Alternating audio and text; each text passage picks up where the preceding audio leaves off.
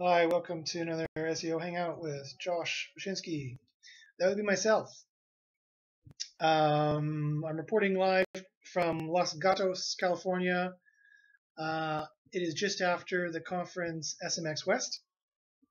And holy SEO leaks Batman.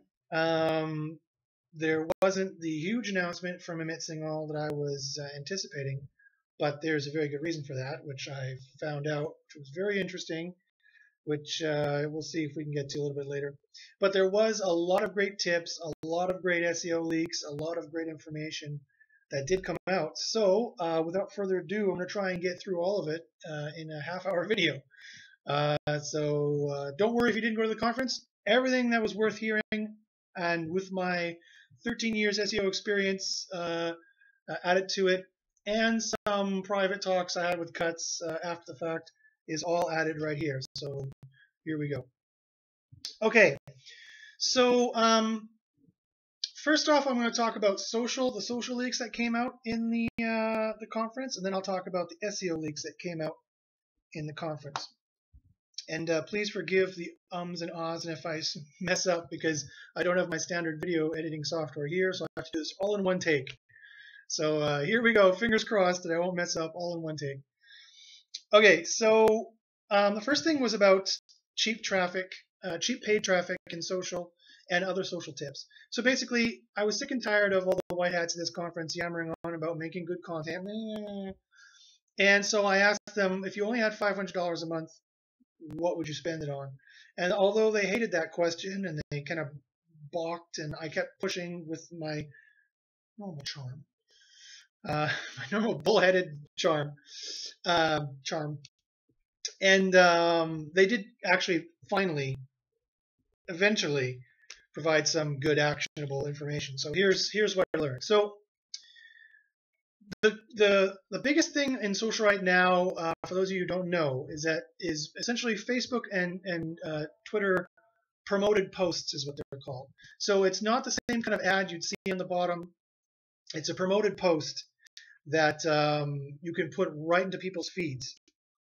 Now, Twitter and Facebook more or less work the same in this regard, and they both people there basically said that if you only have $500 to spend on marketing, other than spending it on me, obviously, or on good SEO, is that you want to spend it on paid social, putting promoted posts into their feeds, because they said it was cheap and it converts really well.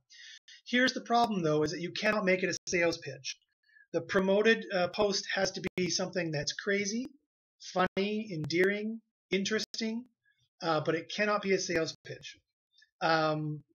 Social in general, and these promoted post ideas in particular, are about providing edutainment, to use CRS1's term back from the 90s. Yes, I am that old school. It's about providing education and or entertainment. It's not sales. If you're selling on social at all, it's completely indirectly. You have to provide information. Basically, the way I explain it, and Melissa, my social media manager, as you met a few weeks ago, and hopefully she'll make some more videos as well. As she explains it and I explain it, you have to make friends online. When you're doing social, you have to make friends. So, for example, so I'll get to some examples in a second. So, again, continuing the thought of these promoted posts. So, the trick with these promoted posts is that you do have to have maximum likes, you have to have maximum shares, and you do have to have, or on Twitter, you have to have maximum followers to get the biggest bang for your buck. I know the Twitter algorithm for promoted posts will proliferate that across friends of friends. So you don't necessarily have to, it doesn't mean that if you have 10,000 followers, only those 10,000 followers are going to see it. They're friends of friends. The algorithm might let them see it as well. Again, probably depending on how much you pay and things along those lines. But for Facebook, apparently there's a similar kind of algorithm, but it really is more limited to people who've just liked you. So the point is that for these promoted posts, you can try buying likes, and you can try doing what they're called like campaigns, official like campaigns through Facebook. So you get more people liking you, and then so it's a higher chance that if you do a promoted post, more people will see it. And again, remember, make that promoted post pound for pound, make it the best promoted post you possibly can. Make it crazy, funny, endearing, interesting. Do not make it a sales pitch. Even if it's got a good discount on it, you can't do that. You have to sell indirectly on social. Social is about making friends. It's not even as business oriented as like those stupid business lunches that people do, the Chamber of Commerce does in the area. It's even less salesy than that. It's more about making friends. And for any of you who've been to those things, you know those are all about making contacts and making friends anyway. Hardly anybody does any direct selling there. If they do, they're usually kicked out pretty quickly. Social is the exact same way. So just go and make friends. As Melissa mentioned, pick a culture. Join a culture that's active, that talks a lot, that has something to say, that wants to wear their flag proudly, and make friends with those people and become known to those people. So they like you, they know you, and they see you come on, they'll talk with you. You want talking back and forth, you want chatting back and forth, you want them to comment and stuff like that.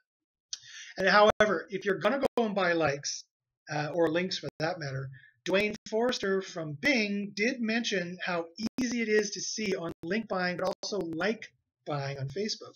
How easy it is to see when people buy that. They press the button, they get a bunch of likes from someone in the Philippines, or a group of people in the Philippines, right? Or a cluster of people who all know each other, that are most from the Philippines, that also talk about Facebook, how they sell likes. So he said that's dead easy, even for Bing to find. And if Bing can find it, you know Google can find it. Sorry, Dwayne. So make sure you do the like campaigns officially on Facebook. One guy, one well-known Facebook pundit, did mention that Facebook doesn't like that, but you won't get very much bang for your buck unless you have a lot of people liking you. So it might not be worth the money to do a promoted post unless you get people liking you. And he said it won't be worth the money to do a promoted post on Facebook either unless you keep talking with those people. You have to have an active social media manager who is managing your account either on your own team or on some other team, managing your account on a regular basis, talking with those people, chatting back and forth, being very chatty, very friendly. So that's kind of how social has to work. And so again, you have to have that person engaging in conversations. You want to tag other influencers. You want to make sure you tag them in your posts, tag them in pictures possibly. However it's appropriate to tag them, make sure you tag other influencers to drag them into the conversation. You want to try and drag as many people in the conversation as possible. Again, so you can make friends. It's all about being social and making friends. Pun fully intended. Literally and figuratively, it's all about that. And here's the thing about scheduled posts. Now you might say, well, I don't have enough time to post, daily. That's fine. You can sit down on a Sunday and schedule 20 posts to go out over the week. But so that's fine, as long as you're there to respond when someone responds, and as long as you don't cross-post. Cross-posting to Facebook and Twitter and Google Plus is terrible for the most part, if it's a text message, because it just does not look tailored, and you can't make friends that way.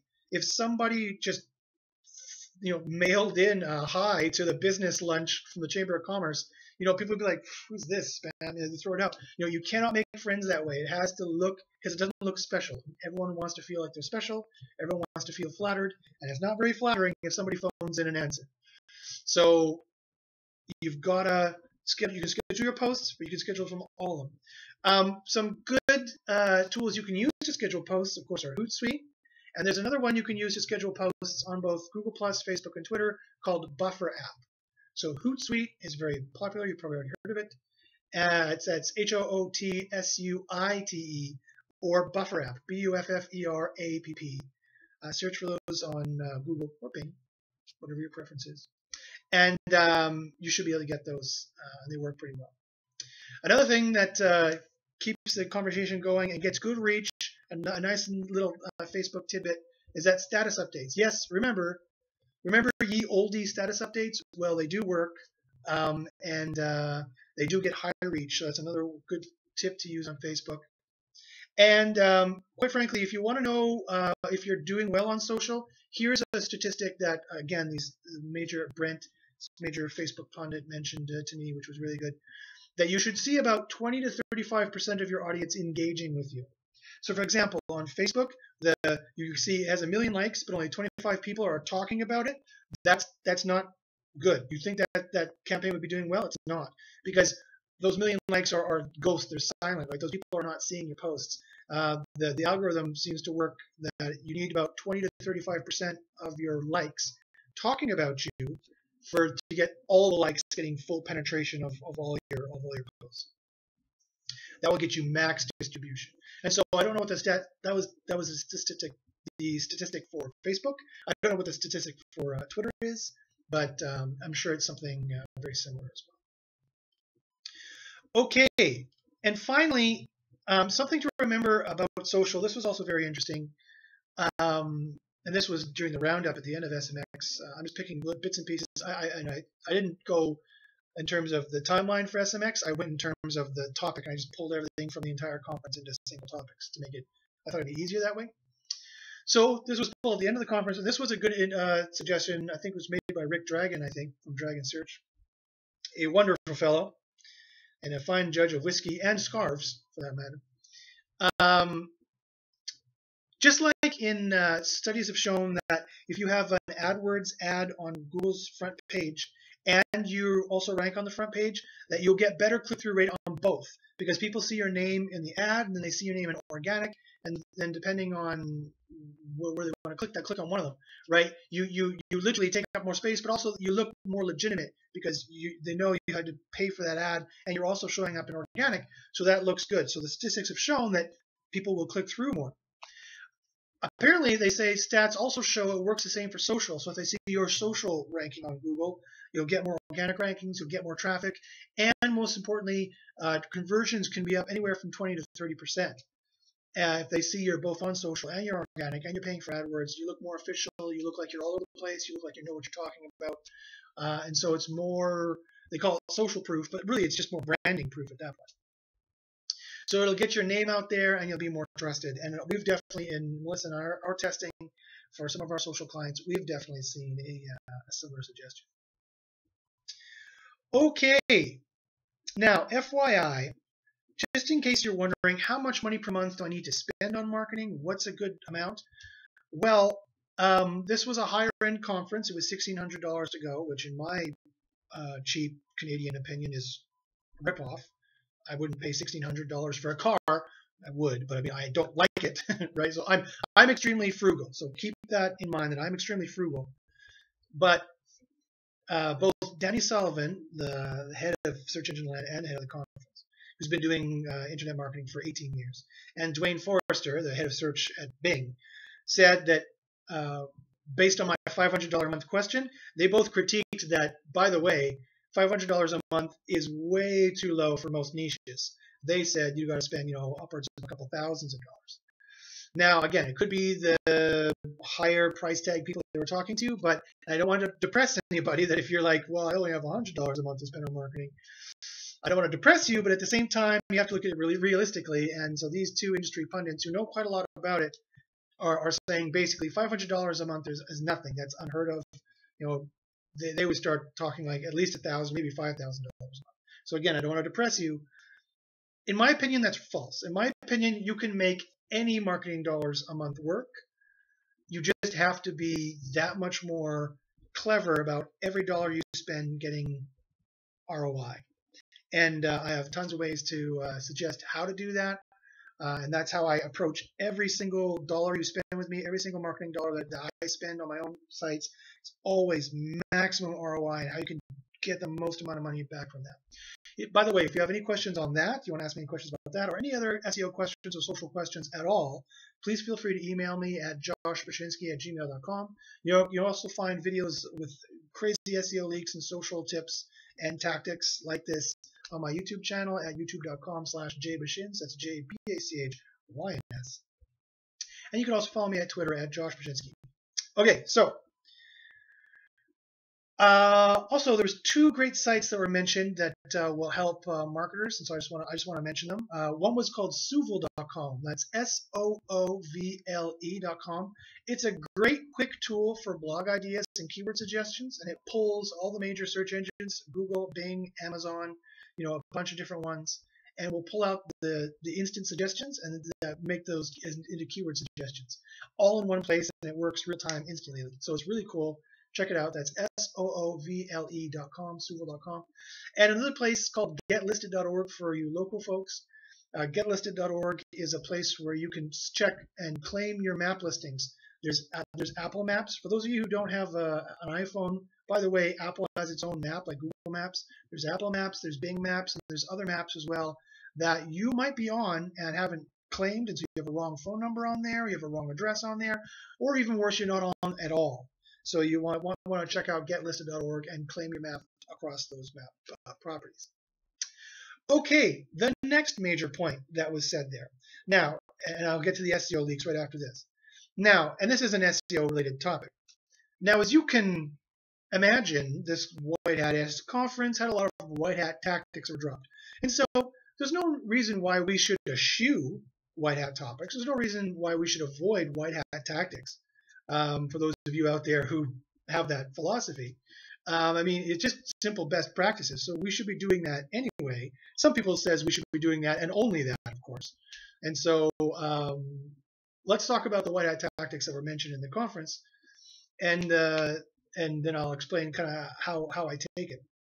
Well, I'll explain that now. Basically, this is how I take it. I mean, basically, because White Hat tactics are only best practice tactics anyway, and because Black Hat tactics are getting so risky, you want to take and forget all the moral talk and the talk about what is ethical or not. That's all bullcrap. That's all complete and utter bullcrap. What is White Hat and Black Hat and what is moral or not in this particular regard is an entirely subjective viewpoint, which is entirely useless to discuss. So ignoring all that, I'm not going to talk about, and I never will talk about any of that. Just talking about it from a risk mitigation standpoint, however, is that it makes sense to do all the best practices that are also not risky or the least risky. And if you can rank on that, great, then just rank on that. Because you have to make a great site anyway. You can't avoid it, right? So let me talk about some of the White Hat tactics that were mentioned at the conference. So again, in terms of a risk mitigation strategy, I would do all the White Hat tactics first. This is my opinion. No one said this at the conference because they're not that smart. Do the White Hat tactics first because they're less risky, and see if that's enough to rank. If it is, great. If not, then and only then, if it fit my business strategy and my branding could handle it, people looking at my backlink profile and ratting me out, or you want to take that risk, only then would you want to add more risky tactics on top of that, if absolutely necessary. And the question is, well, how do we do White Hat marketing? You know, it seems so difficult. It seems so hard to think up these crazy or really good marketing, ways to do it. So Matt Cutts made a bunch of suggestions, and this is all the other suggestions that other people made throughout the entire conference, and there was tons of suggestions, and so I'm just going to pull them all in, and I basically drilled it down to a single sentence. Basically, you want to monopolize on your particular strengths and do the craziest, zaniest, funniest, or most endearing, or most compelling, or most addictive kind of games, pranks, stunts, publicity stunts, charitable events, information pieces or articles, scoops, news, or roundups of other people, infographics that you can possibly think of doing. What I would do, and if you want to get that again, rewind the video and listen to it again until you finally understand what I mean. And what I would do is I would get a big whiteboard and I would write down crazy, zany, funny, endearing, compelling, addictive at one side, and then games, pranks, stunts, charitable events, info pieces, scoops on the other. So that's style of content and type of content, and I would write down as much as I could think of under both. And then I would start drawing lines between them of ones I think I could actually pull off. Like, okay, for example, this is an idea, and once you do this kind of thinking, it just starts coming to you. It just starts coming to you, right? Especially if you're a right brain type thinker. For example, Danny Sullivan was talking during the forum portion of the conference where everybody can kind of talk with each other. Danny Sullivan was talking with a guy who had a rubber molding company out of Michigan. And the rubber molding company was complaining they couldn't get off page 2. They didn't know how to do it. And Danny Sullivan just said, can you do rubber molding? The guy's like, yeah. He's like, you know that recent Ellen selfie that's been going around? He's like, yeah. Says, can you guys mold that in rubber? And he's like, yeah, we can mold anything. We have a 3D printer. We can mold it, blah, blah, blah. And Danny Sullivan's like, great. Okay, mold that in rubber and then just send it out to everyone at SMX. And they were just applauding. People were going crazy about it. And I was thinking to myself, that was a $10,000 marketing suggestion that guy just got for free from coming to this conference. Like the amount of talent it takes to come up with something like that, just off the top of your head. And some of you are going, oh, of course, it's the easiest idea in the world. But some people just cannot think of these things. They just can't think that way, right? So I was like, wow, one, this guy should be like kissing Danny Sullivan for giving him such a good idea for free. Well, he had to pay to be there, so $1,600. And two, that's a great idea. And so that's the kind of idea. So think of whatever strengths you have. So this guy was lucky; he already had strengths. He already has a 3D printer. He can print out anything. So just take the Ellen selfie, print it out, rubber mold it, maybe some wacky colors or whatever, and then or paint it, whatever, and just make that go viral. Send that to all the people at SMX, and just send it out on viral as much on video, on social as much as possible, and see it going viral.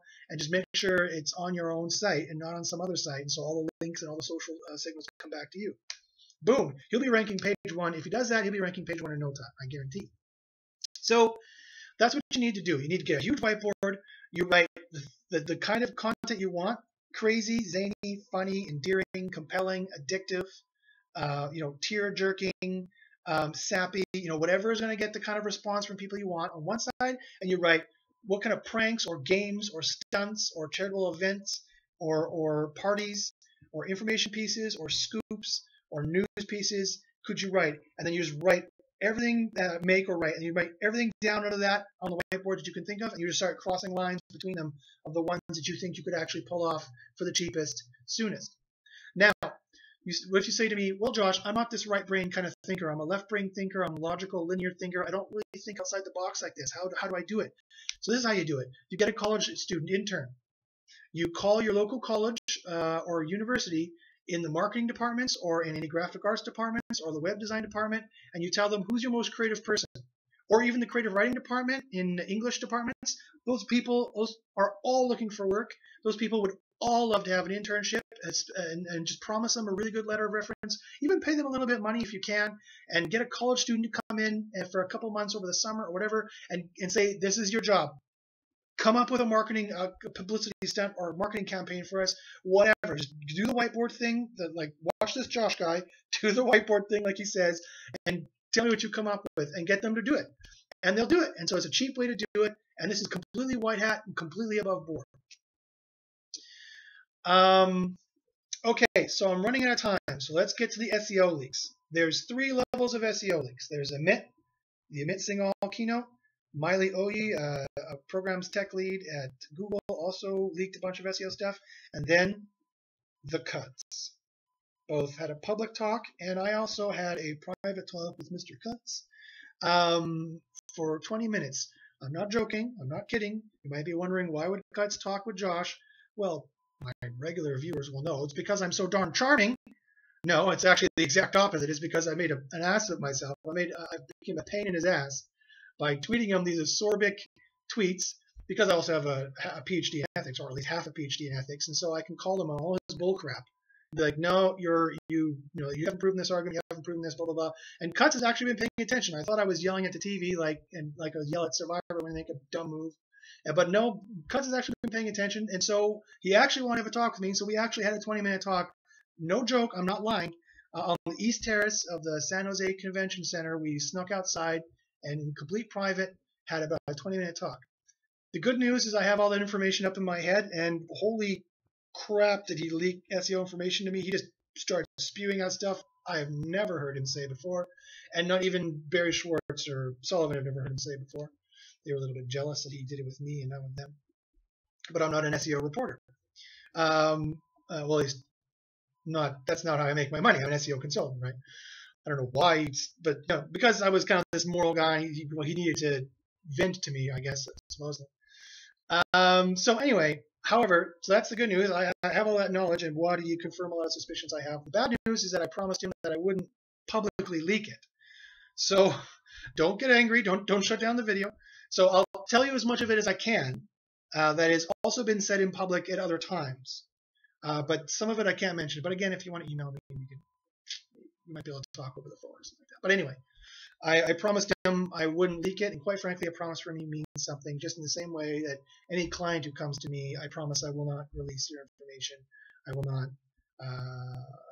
show your analytics or to anybody else or air your dirty laundry anywhere. So without further ado, in the last 5-10 minutes, I've got your attention in this video. Let's go over the SEO leaks that I can go over. And don't worry, even the ones I can go over are going to blow your mind. They're absolutely going to blow your mind what came out of this conference. Okay, so I'm going to start from least best and then go to best. So the least best was Amit Singhal's keynote. Unfortunately, it was more or less a dud from an SEO perspective. There were just a couple interesting things that I would point out. One, Mr. Singhal has extreme arrogance and was demonstrating the extreme elitism of Google in this keynote. Every question he was asked, he would avoid it with a kind of arrogant response, how Google does the best job ever, and he literally said, without Google, the world would be worse off. And so people got upset, and so I tweeted during this, that I was listening to Google propaganda. The worst part is that Singhal believes it. And then 2 minutes later, Cutts tweeted back, "Are you in the room right now?" And that's how we scheduled a meeting, and that's how we got to talking. Luckily, he wanted to meet with me and not just blow my head off. I thought a sniper was going to shoot me. It's like, "Are you in the room right now?" I'm like, I'm looking around. So what can we draw from that, however? What we can draw is that we should expect this trend to continue, this kind of elitist, arrogant trend from Google, where they do what they want and they don't think they can do any wrong, and they aggressively police their index, and they aggressively treat webmasters who have even vaguely might have possibly spammed in the past, and they'll aggressively make changes to their SERP page, change their knowledge panel, add products, remove yours, whatever they want to do. We should expect that trend to continue if the opinion and political stance and political views of Amit Singhal, the head of search, is any indication whatsoever.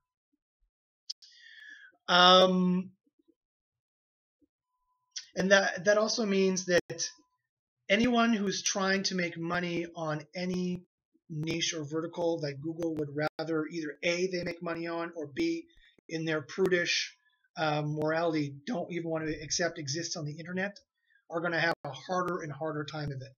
And even Danny Sullivan commented on the same thing, that basically spammy business plans aren't a real business plan, quite frankly, because Google has become more and more aggressive towards those kinds of ways of making money, like just made for AdSense sites or spammy affiliates that add no value. I'm sorry, I don't agree with it either. I don't think it is fair. I don't think it's moral, but that Google is going to more and more aggressively police those kinds of niches. And so quite frankly, if you've already started and you're going, great, keep trying or whatever. But if you haven't started that yet, you're just getting into internet marketing and you're thinking you might want to go that route, that might be a good business plan for you, you might want to reconsider and think about some other routes or some other networks. So maybe doing that on Amazon or doing that on eBay or something along those lines. Because all indications point to the current trend that we currently have, and Google being even more aggressive against that. The other thing that he mentioned that dovetails directly into Miley Oy's talk is that he was asked a question. I can't remember what it was. It doesn't really matter because he avoided it. But he did say, what is relevance? What is high quality relevance? And it's very clear that in his head, and therefore in Google's head, because essentially he is search, in his head, there is a difference between relevance and high quality relevance. And they do have algorithms to detect what is high quality. And that directly dovetails into Miley Oy's talk.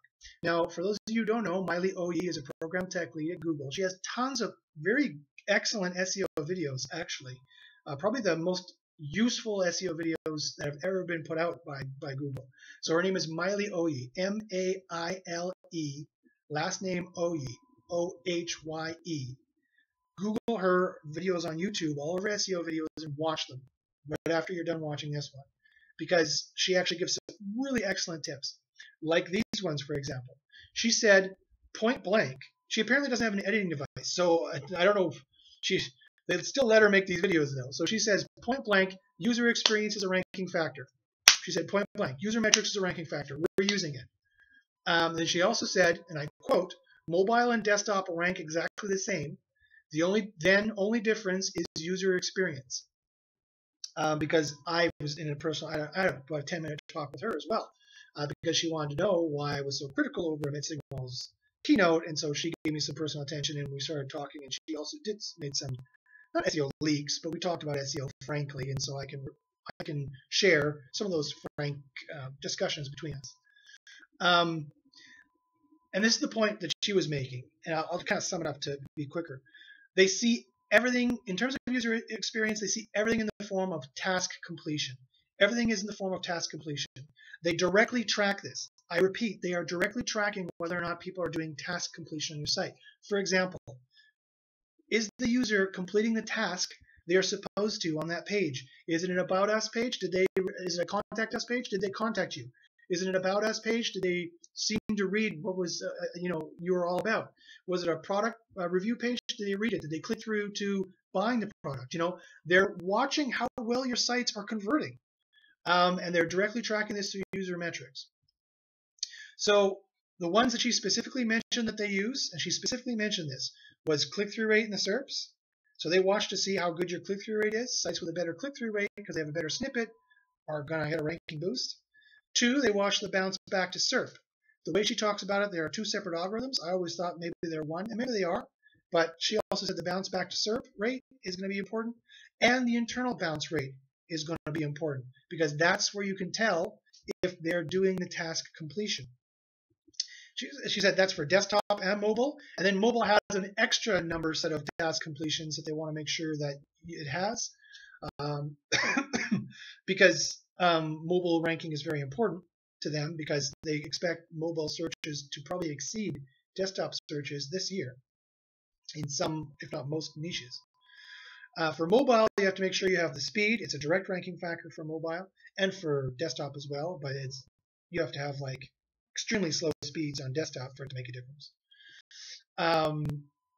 The load method, how many redirects you have, your font size, and your link targets if they're properly sized. So you can get all of that information about mobile for free, all their factors, by just going to Page Speed Insights. That's Page Speed Insights, INSIGHTS, Page Speed Insights. That is Google's traffic tool they put out to show you how slow things are. And if Google puts it out, you know there's a reason why they put it out. Finally, on that regard, if you're wondering, well, what should my bounce rate be, at least on mobile? Like people, every mobile site pretty much sucks still, and that's kind of what Oyi was saying, is that the quality isn't quite there yet across the board on mobile. So what should your task completion rate be? She said, and I quote, the average mobile task completion on mobile is only 62% in 2013. The average mobile task completion was only 62%. So if your bounce rate, if task completion is 62%, so that means if your bounce rate is around 40%, then that's great. If it's anything less than that, that's even better. If it's higher than that, then that means they're not completing the task, or they may not be completing the tasks. It's hard to say, because the task they want to complete is check lottery numbers. Well, it takes them 3 seconds and they bounce back to Google. So that might be the case. But on mobile, how often do you go back? You just close out, or you just search again, right? So that you shouldn't see a high bounce rate on mobile for that. If you see a high bounce rate or a high exit rate you have to watch out for, or a high drop-off rate.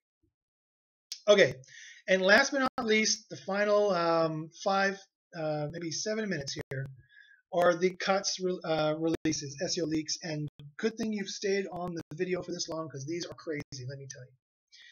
I can release the public ones he mentioned with my own spin, because people don't know how to listen properly, but I do. Probably from being in academia for 12 years and taking notes really fast, I can do it, and decipher the bullcrap that academics are telling me, and also the semi-public leaks, which I can probably share with you without pissing Matt off, because there was other people there to hear them at the same time. It's the private conversation we had that unfortunately I cannot share, and it's really too bad, because he was really forthcoming with a lot of things. But again, like I said, that's all up in here. Just saying, I can't forget it. So when I do my own SEO, it's in there.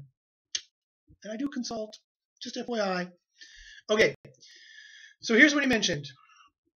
This was in his Meet the Search Engines with Dwayne Forrester, this particular part. He said he is working on the next, Google is working on the next generation of Panda to be even softer than the last soft Panda, But here's the but that people didn't in all the roundups I read. No one noticed this part. He said it'll be softer only to white hat businesses, but it'll be worse. It's going to be worse. It's going to be harder on black hat sites. So I repeat, the next generation of Panda is going to be softer to white hat businesses, or all the sites that are doing the same things that white hat businesses are, like social, content marketing, stuff like that. And it's going to be even harder on black hat sites, exact match domain sites, spammy, highly commercial anchor key phrase sites pointing to it or either on the site. Just think of all the black hat tactics, and the Panda is going to be harder on them. It's going to be even more shrewd. If it sees even the slightest bit of low quality, it's probably going to hit you faster. And on the white hat side, it's going to be much more lenient for low quality and be like, oh, okay, sure, people are bouncing from your pages and searching in Google again, but you're still pretty high quality. At least that's what he said. And that's how I guess how it would work. He mentioned that mobile demotions are also going to start being more aggressive by the end of this year, again, because more people are going to be searching on it, so that's important to them. He says he personally wants to offer a boost to any sites that start serving in secure socket layer or HTTPS. He wants to give a boost to those sites right now. That's his personal desire. That's not what Amit Singhal was going to announce. Amit Singhal was going to announce something else that Matt admitted to me in our little talk, and it was pulled by legal right before he went on. But I can't say what that is. But that's what Matt said he wants to do, so he's publicly released that. He also said that to me in the chat. He admitted in this, again publicly, that a well-known English-based guest blog network, he specifically said guest blog network, not blog network, a well-known guest blog network is going to be hit soon, along with all these Italian and Spanish and German link networks that they're hitting. My personal suspicion, this is just my personal suspicion, that's going to be my blog guest, because that's probably the most popular blog guest network that there is. There aren't very many other guest blog networks. They're not really called networks. They're just link companies selling links, really, that they would have to sign up for to find out, and someone would have to rat them out, which is entirely possible. That certainly happened a lot at this conference when I was standing with Matt in the back hallway, and fanboys were coming up to him. I had to push them out of the way. Get away from me. I'm not the cuss. He's over there. Regarding the Auto 301, this Auto 301 debacle, where they'll automatically 301 clone sites or automatically 301 old clones to new sites, whether you liked it or not. Matt confirmed, yes, point blank, yes, they do that. And he said, and I quote, "You can't let spammers just close up shop," end quote, and move to another domain. So, if you want more information about that, please see my previous video. I'm running out of time. He was asked if the new vanity TLDs, the G TLDs, whatever dot whatever, he said, will that have a beneficial signal? And him and Dwayne waffled on it, but the answer was yes. Yes, the new TLDs, because it's an exact match domain and there's no spam signals associated with it yet, they will have a boost. They will have a good signal. But he said, the caveat there is that if everybody and their dog goes and buys a whatever dot whatever, and it's mostly spammy, then they will just count that as a spammy domain signal, and you'll get a detrust factor. So buy one that not everyone is going to buy, especially they mentioned this specifically if it is one of the domains that requires a special form of certification to get it, like whatever.md. You have to be a medical doctor to get that kind of domain, or whatever. If there's anyone there that you can get the certification for, then you will get a boost, and it will never be an untrusted quality factor or a low quality factor. Okay, regarding quality factors, he did say this is in a talk I had with him personally after I walked out to the desk, and then I came back later for our personal chat on the next a couple hours later. He said to me, because I have a client who had a hacked site, and I said, I know there's a stigma sometimes associated with these sites. Does it linger? And he basically confirmed yes. He said that if your site was hacked, and it will not likely get the trust back if you also have other quality or trust or spam issues. For example, like ones he specifically mentioned, like having a long, highly commercial exact match domain name, or having bad links pointing at it, or having bad usage, or having a crappy design or bad quality. Those are the things he specifically mentioned. He said if you had any combination of those things, he would just start again. That's it. That's point blank what he said. So for those of you who have that many quality factors, one, don't let it get that bad, and two, if you have that many, you just might want to try starting again, especially if your rankings are completely non-existent. If your rankings are partial, well, then we might be able to clean them up. And I've had success cleaning up sites even that bad. So email me, and I'll have to take a look and see what we can do. However, that being said, he did mention specifically regarding manual sites that have been hit by some kind of manual penalty. He says they don't have a stigma moving forward. I don't know why the manual sites are, well, actually, sorry, after I said it out loud, I do know why the manual sites don't have that stigma moving forward, because a human being has looked at it and checked off on it and said, yep, it's fixed now, check mark, ping, and you're clean again. And John Mueller has said that many times. He says on the manual side, they don't have any stigma associated with a site that was once hit, except for the fact they see it in the file. If it's hit again, the manual reviewer at that time is going to be like, fool me once, you said you'd never do this again. Fool me once, shame on me. Fool me twice, shame on you. And they'll hit you extra hard, and it'll be even that much harder to get out and make the manual reviewer trust you. But anyway, the point is that after you do get out of a manual penalty, and they have different expiration dates, they have 6 months, 1 year, 2 years. After you get out of a manual penalty, they found, Matt Cutts said, they found it was just easier to catch you all over again as opposed to kind of keep an eye on you or have any kind of black flag on your site. He also confirmed that Panda can be gamed publicly, and so that implies that it is largely or entirely user metric based. Think about it. He was directly asked, if there was just a list of bad Panda factors, why can't you publish them? The only result from that is that we'll make fracking better websites. And he said, we cannot release any kind of Panda list because it can be gamed. So that doesn't make any sense. Either they can hack your site and make it crappy, and then Panda will hit you, which is ridiculous. Then you have bigger problems. If they can hack your site, they can just take it right down, right? They don't need to make your articles crappy and remove the images from your articles and make it boring and make people bounce.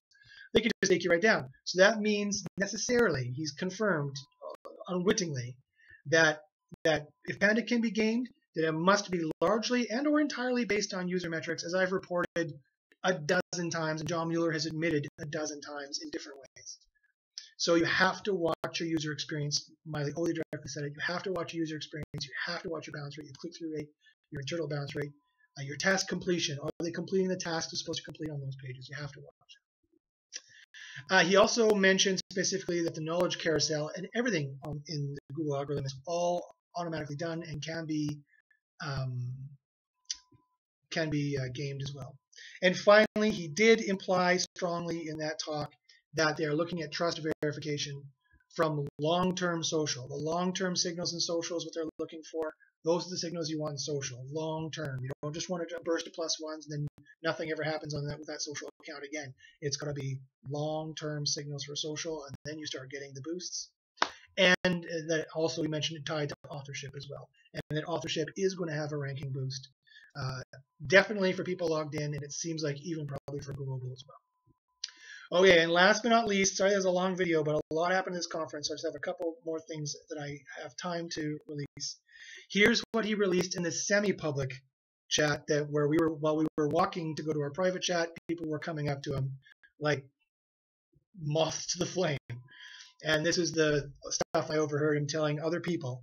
And he didn't make me promise not to mention this. And so I hope one, I doubt he'll ever hear this. Two, if you are, Matt, don't kill me. I still need to eat.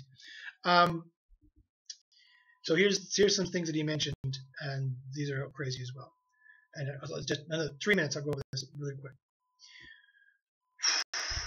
Google is looking at, he admitted to someone who was talking about reputation management. A guy came up to him from reputation.com, which was also recently hit with a major slap.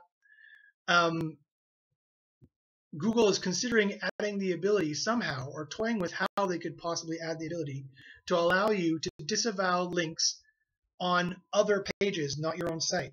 So, for example, on your Facebook profile page. You could set up a disavow file for your Facebook profile page. That means a number of things. It means they see people linking to external pages.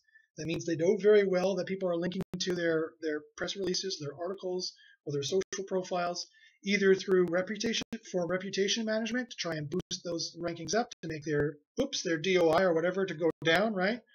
And as a click-through strategy, a lot of people are trying to rank press releases on high authority blogs or whatever, so that they have a big link at the bottom. Click here for 10% off now, and people are converting through that, and so they're trying to rank that way.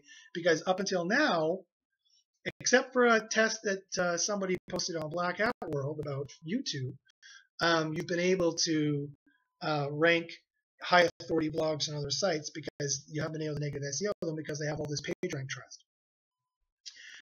Matt Cutts was fully aware of this. He nodded. Yeah, he fully knew about this. And it looks, he mentioned something along the lines of that they're looking at allowing you the ability to disavow on other pages as long as you can confirm you own it.